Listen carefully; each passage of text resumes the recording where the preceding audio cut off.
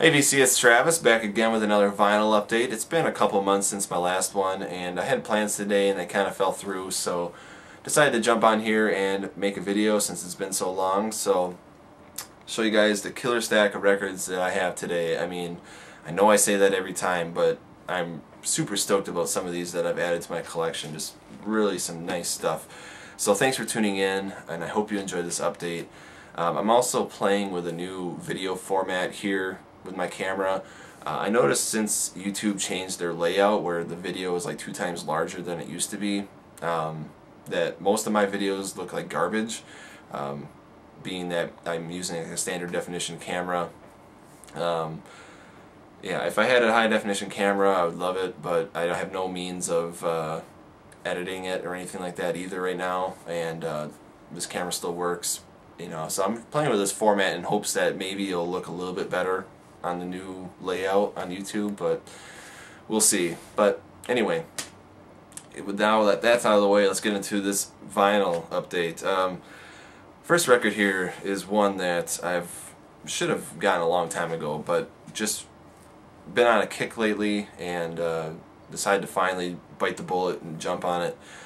This one that has been reissued pretty recently, probably within the last year or two, and you know, I've considered getting it, but it's on the Mobile Fidelity Sound Lab label, and I don't have any problems with them at all, whatever. But I'm kind of a weird collector where, you know, being that this album's like their 3rd album, I have their previous albums that aren't on that label. I kind of want all my albums to be consistent of like the same label or what have you. I'm just weird like that. I'm sure a lot of you probably understand that, but to me, it'd just be weird to own that record, you know, this record in the Mobile Fidelity, whereas the other ones aren't. Even though the other ones have also been reissued in the Mobile Fidelity, and I don't have enough money to buy them all, even though I would if I could. But anyway, so I decided to jump on this, and I'm more than happy with it because it's pretty awesome. It's Weezer's self-titled album, also known as The Green Album, released in 2000. This is an original press on green vinyl here. I'll pull that out for you. Translucent green. And this sounds really, really good, actually. You know, I wasn't sure how good it would sound, you know, being from 2000 and colored vinyl or whatever, you know, but actually it's nice and punchy, really good. You know, not my favorite Weezer album ever, but considering some of the albums that they've made in the last couple of years, that I consider to be subpar, this one is pretty solid. You know, I remember there was a time where the Green Album was kind of considered their worst album, and it's kind of funny to look back on, but in my opinion this one is solid. You know, it's not as good as Blue Album or Pinkerton, but I still highly enjoy this one, and I'm really glad I picked it up. There was a time, I think it was probably like in 2008 or maybe a little bit before that, I saw Green Album and Pinkerton at a store, 30 bucks a piece, and I only had 30 bucks on me, so I ended up going with Pinkerton, both original copies too, by the way. And I always kind of, you know, regretted the fact that I didn't have enough money to buy both. But, you know, now I got this, super happy. Yeah, Weezer. They got a new album coming out later this year in September that I'm optimistic about. I mean, from what I've heard so far, I mean, it sounds okay. You know, I'll give them a chance, you know, but their last couple of albums have kind of been stinkers in my opinion. But I really love Weezer, especially their early albums like that. And, you know, I was on a Weezer kick, and so I decided to pick up this one as well, Maladroit. It's their 4th album. In my opinion, very much underrated. I don't think it gets talked about enough. I got into Weezer right before this one came out, so this was like one of the first albums that I, you know, of theirs that I really loved, you know, whatever. Went to go see them on their tour for this in 2002. It was like July of 2002, soon after this came out. That was incredible. It was like my first concert experience and stuff, so you know, a pretty important album to me in my teenage years, I would say. And like I said, I mean, I think this one's really underrated. You know, this is another solid album, you know, in my opinion. So, happy to own this. You know, this is original, still in the shrink. Actually, it was sealed. You know, it's still in the shrink still, I guess, you know, with the little hype sticker there. Stellar. Happy to have it, finally. Some other stuff I purchased online here. Here's Lyres on Fire. Kind of one in my kind of research and digging into 80s garage rock revival. This is one that kind of popped up often, and really dig this one too. Nice kind of throwback to the first era of garage rock. Pretty nice. So dig that one as well. Here's a newer group. You can kind of consider them maybe a little garage rocky, but definitely hearing, you know, influence of like Sonic Youth and Pavement, the Feelies, some of my favorite bands, and it's Parquet Courts. This came out a couple years ago, I think 2012, and I think this is out of print now because I had a hard time trying to track this down. I kind of forgot where I even got this now. I was online, I know that, I just don't know what site or whatever. But yeah, finally tracked this down, and just I've been really digging this one lately. I just kind of recently discovered it, but been spinning this a lot. Yeah, really, really good. If you have not heard it, it's called Light Up Gold by Parquet Courts, and they actually just released another album recently too, earlier this year, that I really like, and I want to get my hands on that as well. But this one definitely check out if you're into some of those groups I mentioned earlier. It's a really nice sound. Here's another one that yeah, I've kind of been holding out on, and I bought this kind of on a whim. I was kind of under the impression that it was an original, and I didn't find out till later that it was just a repressing. But so I'm glad I didn't spend like a ton of money on it, but I'm still really happy with it because it's different than the remastered version that came out a couple years ago, which my girlfriend owns, and so I wanted something different from what she has. Smashing Pumpkins, Siamese Dream, and this is the 2007 repress on Caroline, Virgin Records, America, Caroline Records, yeah, distributed by Caroline. Yeah, just I really, you know, I dig the Smashing Pumpkins, and you know, it's been a while since I've even really thought about picking up any of their albums, but yeah, dig this one. I figured this is a good place to start. In my opinion, it sounds fantastic, you know, it's all good. Forgot, oh, with the cover too, like, it always bothered me with those reissues that they did, that they, you know, changed like the covers and like that kind of hideous orange on this one, and purple and orange, and just, to me, it just doesn't look as cool. So wanted something as close to the original cover, I guess, you know. But great album here. This one was kind of a blind buy. Picked this up for a couple of bucks online, I'm pretty sure. The Lyres, and I guess they're also known as, I think it's like Red Lorry, Yellow Lorry, or something like that. Crawling Mantra EP. 4 tracks on Homestead Records. Yeah, this is a kind of just really kind of neat post-punk.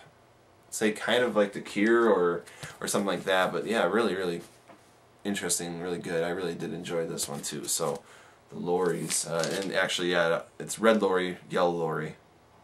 I think that's the original name of the group there. Someone will probably correct me on that one. Here's another one that I've been wanting forever. I think ever since I've started making wish lists of, you know, what I want on vinyl, this one has probably always been on there, and I don't think I've seen it like out in the wild. I know I've seen it like online and stuff before, I just never like jumped on it. And then me and my buddy Steve went out to the antique mall, the Honey Hole, and he had a copy of this. It was the reissue on Four Men with Beards, and I've heard kind of nasty things about that label. Some of them not, you know, being of great quality. So I was kind of leery about getting that one anyway, but my friend Steve picked it up, and I was just kind of reminded me, it's like, man, that is one that I've wanted forever, you know. And so we went over to his house and we listened to it, and to be honest, like, it didn't sound bad. It just didn't have like the, you know, punch of like this record should, you know. Just sounded kind of, you know, we described it as flat. Like, it was just, you know, there's no fidelity. Like, there was just flat line, you know.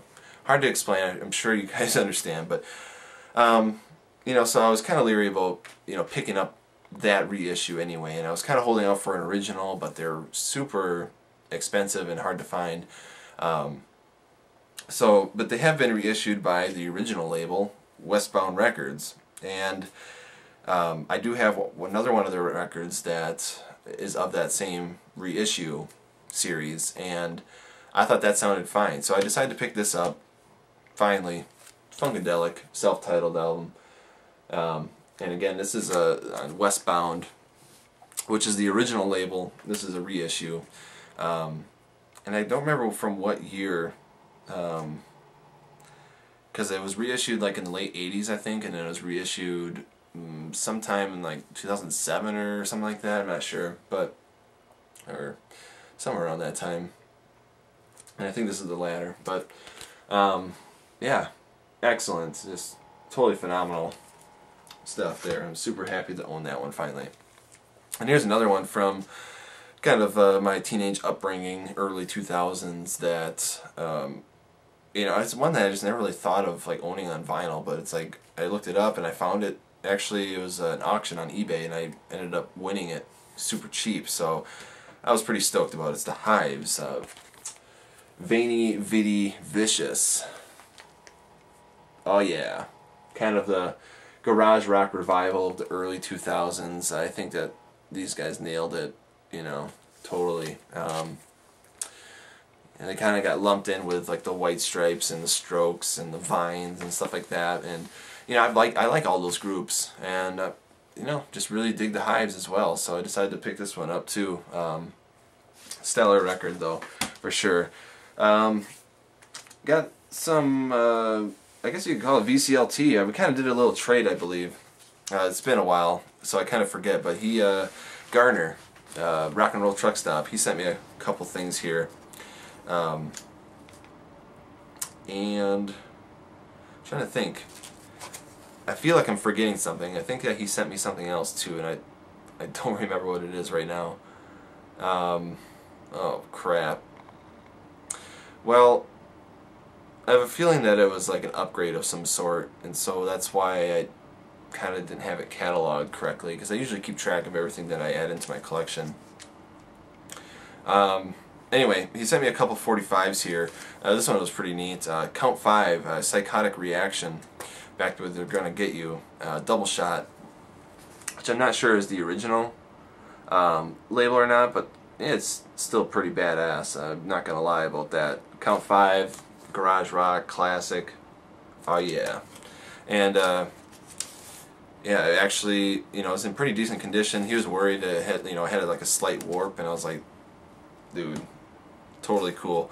And this one is one that we kind of had talked about before. He, you know, brought up on his channel. I told him that I'd seen some of their 45s before in the past, but it's the Fendermen, Mule Skinner Blues and Torture on the Eric label, which is a reissue label, but still very cool. Yeah, so Garner, thanks for the 45s there. And then he also sent me this, which was really cool. For those of you that have been, you know, subscribed for a long time, you probably remember the, you know, the video, or like the first time I kind of discovered this band was completely by accident. But it's the album Soup, and they're kind of like a blues rock-ish band from Appleton, Wisconsin, if I remember correctly.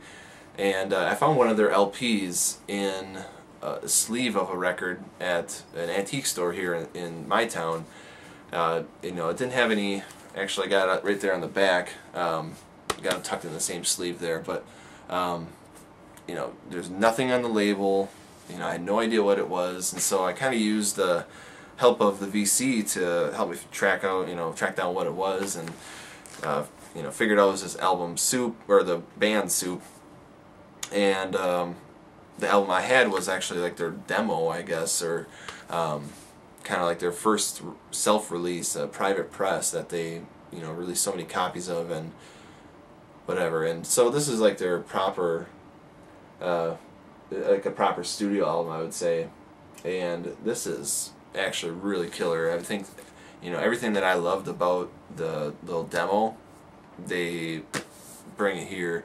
Another interesting thing about this album too, you know, is there's a picture of John Lennon at one of his like bed-ins or whatever, and he's sitting on his bed, and he has a bunch of different stuff like kind of sprawled out in front of him, and this album is actually one of them that's sitting on his bed. If I can find the picture, I'll include it here in the video. But yeah, pretty neat that, you know, John Lennon had listened to these guys, I guess.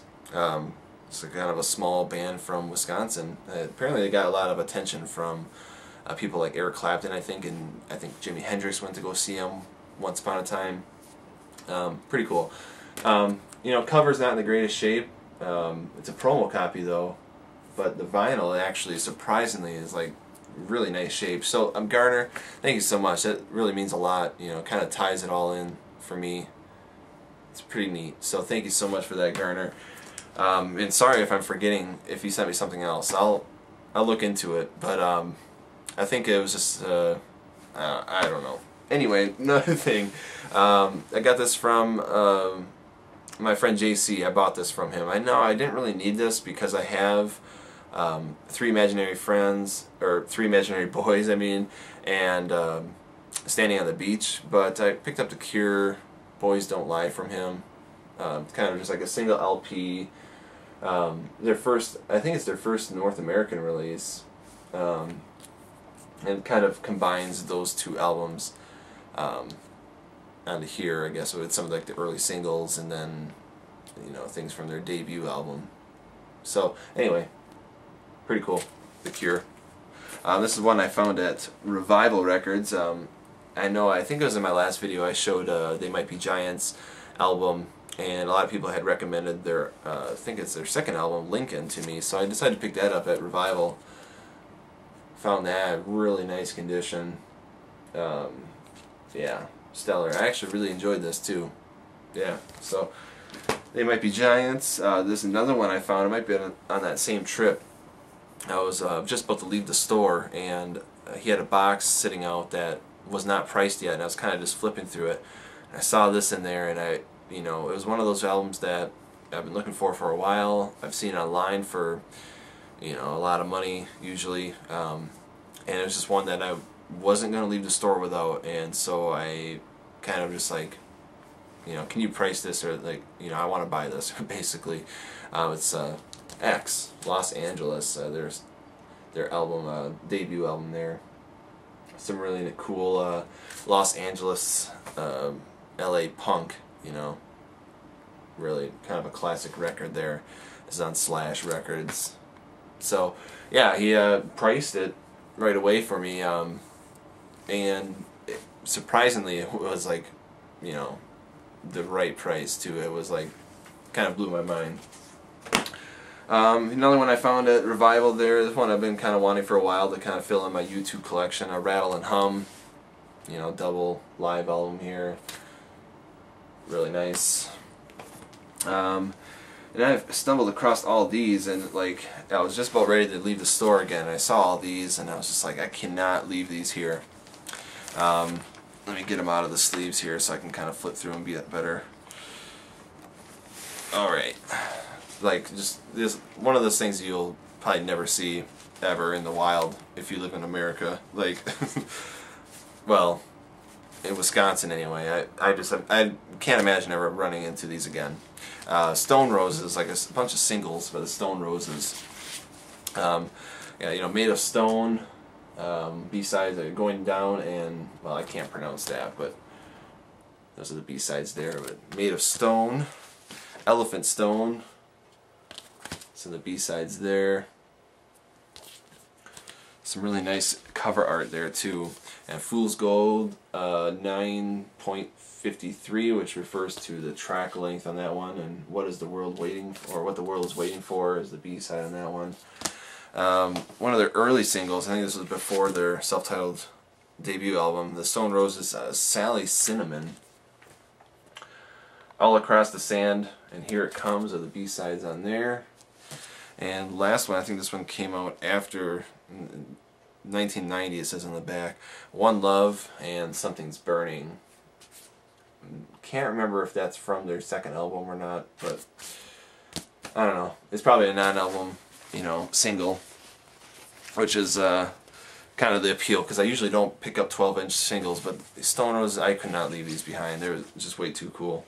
So he kind of cut me a deal on those, because he had them priced like, you know, $7 a piece, and I said, well, if I buy these all, can I just get like a flat price, like whatever? And we made a deal. Here's another one I picked up from Revival, a newer record that I just kind of discovered again.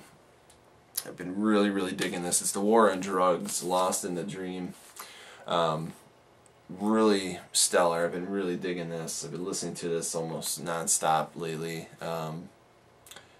Highly enjoyable. I think, you know, I've been talking to one of my friends. We kind of compared it to maybe like later Pink Floyd, like atmospheric in a way, and then kind of like the vocal stylings and, you know, chord, you know, guitar stylings of like Tom Petty and like Bob Dylan, Bruce Springsteen. Very cool.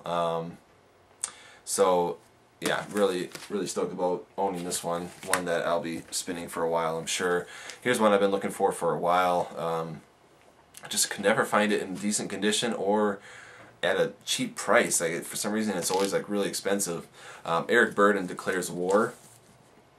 Eric Burdon of the Animals, of course, and him kind of playing with the band War, which at the time they were kind of just getting started, from my understanding. Best known for the song Spill the Wine, which is a really killer song. You know, the rest of it's you know, pretty decent. You know, it's just kind of a jam, I guess, like R&B style jam with Eric Burdon on vocals. Roxy Music, their self-titled debut album there. Last one I needed from them, so I picked that up. This is a reissue though. It's not shit. I think it originally had a gatefold. This one does not. It's on Atco, the later Atco label or whatever. But yeah, I'm just happy to own it finally now. And then got these last two here at my honey hole. Haven't picked up a ton from there, but I found some pretty cool stuff. Electrifying Eddie Harris. They have a couple Eddie Harris albums, and this one was pretty good. Yeah, so excuse me, happy about that. And also this one too, one that I've been looking for, Nas 3. So with Todd Rundgren and company there. Really cool, so happy to own that one. And that about wraps it up. Oofta. Thanks for tuning in again. Hope you enjoyed. Leave me a comment, say hello, try to get back to you, and hope everyone's doing well. Thanks again, guys. Peace.